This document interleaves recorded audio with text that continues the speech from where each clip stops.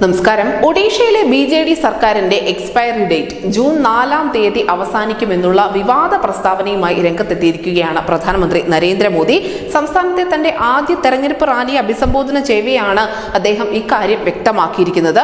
ഒഡീഷയെ രാജ്യത്തെ 1-ാം നമ്പർ സംസ്ഥാനമാക്കാൻ BJPക്ക് അവസരം നൽകണം എന്നാണ് മോദി ഒഡീഷയിലെ ജനങ്ങളോട് ആവശ്യപ്പെട്ടിരിക്കുന്നത്.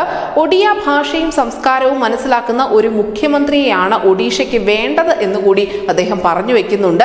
BJD പ്രസിഡന്റും മുഖ്യമന്ത്രിയുമായ നവീൻ പട്നായിക്കിനെതിരെ ആദ്യമായാണ് മോദി ഒരു കടുത്ത ഭാഷയിലുള്ള വിമർശനം ഉന്നയിക്കുന്നത് എന്നത് വളരെ ശ്രദ്ധേയമാണ്. അതുകൊണ്ട് തന്നെ ഇത് ദേശീയ മാധ്യമങ്ങൾ വലിയ പ്രാധാന്യത്തോടു കൂടി റിപ്പോർട്ട് ചെയ്തിട്ടുമുണ്ട്. നമുക്കറിയാം, ആകെ 21 ലോക്സഭാ മണ്ഡലങ്ങളാണ് ഒഡീഷയിലുള്ളത്. ഇതിൽ 8 സീറ്റുകൾ SC/ST വിഭാഗങ്ങൾക്കായി സംവരണം ചെയ്തിട്ടുണ്ട്. 3 എണ്ണം SC, 5 എണ്ണം ST എന്നിങ്ങനെയാണ് ആ കണക്ക് വരുന്നത്. 2019 ലോക്സഭാ തെരഞ്ഞെടുപ്പിൽ നവീൻ പട്നായിക്കിന്റെ നേതൃത്വത്തിൽ 21-ൽ 12 സീറ്റും BJD നേടുന്ന സാഹചര്യം ഉണ്ടായിരുന്നു. 8 സീറ്റിൽ BJPയും 1 സീറ്റിൽ കോൺഗ്രസുമാണ് അന്ന് സംസ്ഥാനത്ത് വിജയിച്ചത്. നമുക്കറിയാം, 23 വർഷമായി ഒഡീഷയുടെ മുഖ്യമന്ത്രിയായി തുടരുന്ന നവീൻ പട്നായിക്കിന് പകരമായി ഇന്ന് വരെ ഒഡീഷയിൽ മറ്റൊരു പേര് ഉയർന്നു കേട്ടിട്ടേയില്ല. ബിജു പട്നായിക്കിന്റെ മകൻ എന്നുള്ള പിൻബലവും രാഷ്ട്രീയ പാരമ്പര്യവും ഒക്കെ തന്നെയാണ് നവീൻ പട്നായിക്കിനെ എല്ലാ കാലത്തും തുണച്ചിട്ടുള്ളത്.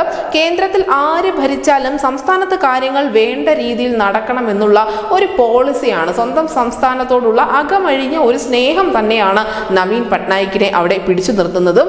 ഒഡിയ അറിയാത്ത മുഖ്യമന്ത്രി എന്ന പേരുദോഷം നേരിട്ട നവീൻ പട്നായിക് അതേ ഭാഷ ആയുധമാക്കി ഭരണം നിലനിർത്തിയ ആൾ എന്ന രീതിയിൽ കൂടി ശ്രദ്ധേയനാണ്. എന്തായാലും നവീൻ പട്നായിക്കിന്റെ പിൻഗാമിയായി തമിഴ്നാട് സ്വദേശിയായ മുൻ IAS ഉദ്യോഗസ്ഥൻ VK പാണ്ഡ്യൻ എത്തും എന്നുള്ള ചില വിവരങ്ങൾ അല്ലെങ്കിൽ അണിയറയിൽ നടക്കുന്ന അത്തരം നീക്കങ്ങളൊക്കെ മുതിർന്ന BJD നേതാക്കളെ കുറച്ചൊന്നുമല്ല ചൊടിപ്പിച്ചിരിക്കുന്നത്. അതുകൊണ്ട് തന്നെ BJDയിൽ നിന്നും കാര്യമായി നേതാക്കളുടെ കൊഴിഞ്ഞുപോക്ക് ഇപ്പോൾ ഉണ്ടാകുന്നുണ്ട്. ഇത് അവസരമാക്കി കോൺഗ്രസും BJPയും സംസ്ഥാനത്ത് പ്രവർത്തിക്കുന്നുമുണ്ട്. എന്തായാലും ഒഡീഷ ഇത്ര നാളും തുടർന്നു വന്ന ഒരു പോളിസി ഉണ്ടായിരുന്നു, സംസ്ഥാനത്ത് ദാദ കേന്ദ്രത്തിൽ മോദി എന്നത്.